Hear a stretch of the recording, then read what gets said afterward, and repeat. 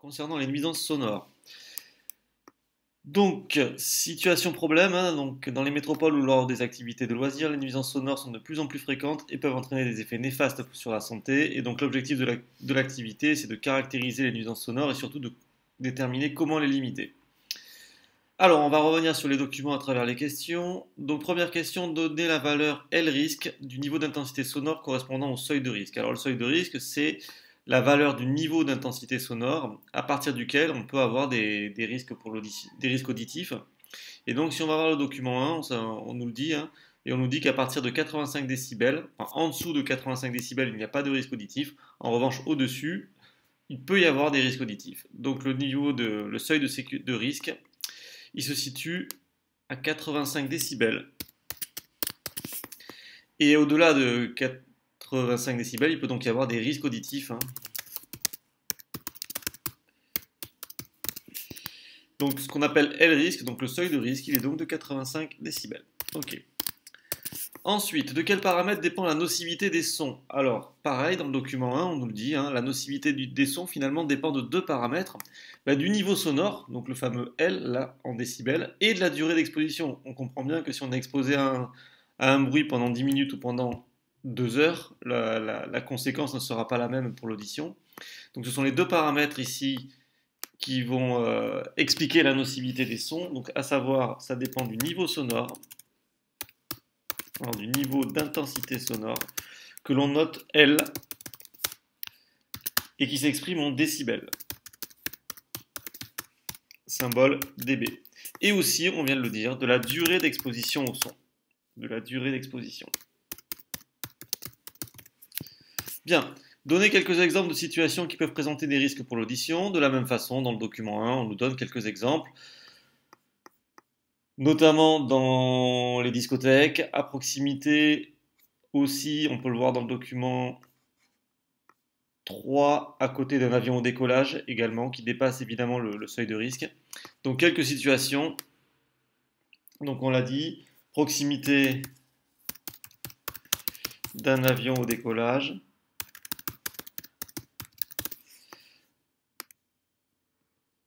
la musique, que ce soit dans les bars, les discothèques ou les concerts.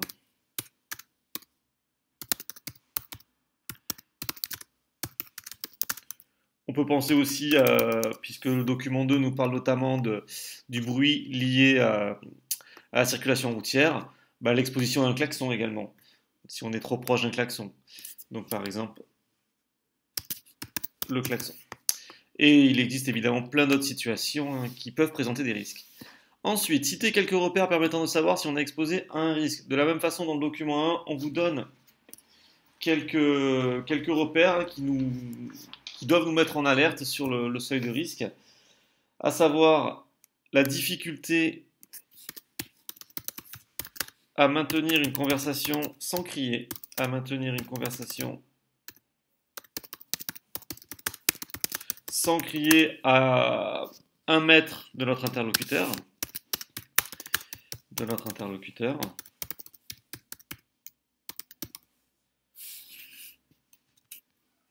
Donc ça peut être un signe qu'effectivement on est exposé à un risque auditif. Deuxième possibilité, lorsqu'on va entendre l'autoradio,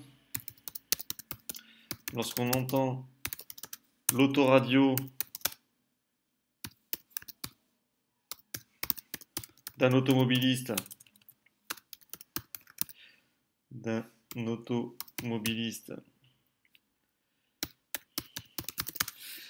qui est situé à côté de nous et qui a les vitres fermées, hein, donc d'un automobiliste, pardon, toute vitre fermée.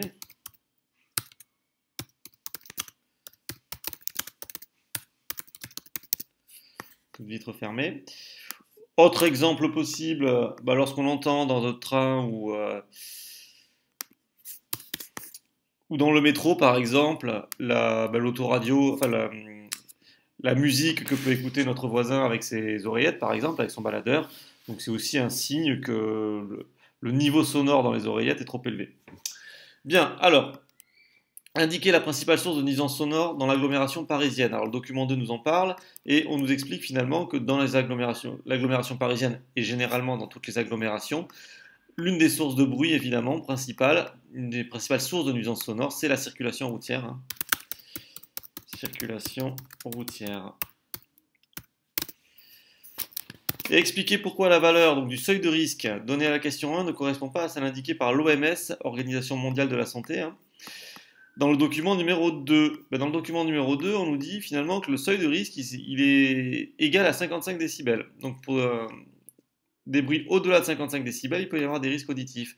Alors pourquoi cette différence? Puisqu'ici, donc dans le document 2, on estime le seuil de risque à 50 décibels. Pourquoi cette différence par rapport au document 1 où on avait effectivement cité le seuil de risque à 85 décibels? Tout simplement parce que dans les agglomérations, la durée d'exposition au bruit, je vous rappelle, dont la principale source est la circulation routière, est beaucoup plus longue. Et donc à partir du moment où elle est longue, souvenez-vous, hein, la durée d'exposition, c'est un facteur de risque. Et donc comme on est exposé très longtemps au bruit de la circulation routière, cela abaisse le niveau de risque, et notamment le niveau sonore à partir duquel il va y avoir un risque, à 55 décibels. Donc ça s'explique par la durée d'exposition qui est beaucoup plus longue. Donc par la durée d'exposition qui est beaucoup plus longue, puisqu'on est soumis finalement au bruit engendré par la circulation routière en permanence, qui est beaucoup plus longue.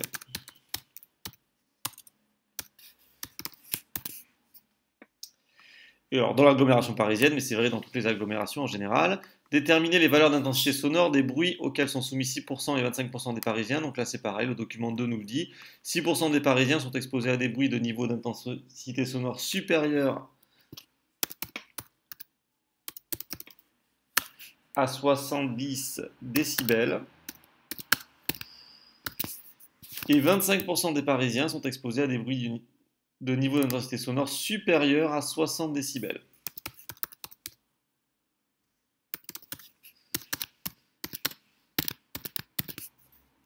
Et enfin, comment limiter les risques de ces nuisances sonores? Donc, trois possibilités. Soit on joue sur les deux facteurs, effectivement, que l'on a vu précédemment, à savoir le niveau d'intensité sonore, soit la durée d'exposition. Si on est dans la possibilité, évidemment, de les diminuer, hein, donc ça veut dire soit on abaisse le niveau d'intensité sonore, donc abaisser le niveau d'intensité sonore L. Alors évidemment quand c'est possible, suivant les situations. Diminuer la durée d'exposition quand c'est possible également. Donc diminuer la durée d'exposition. Alors à nouveau quand c'est possible. Et sinon porter éventuellement un casque anti-bruit. Porter un casque anti-bruit qui permet de diminuer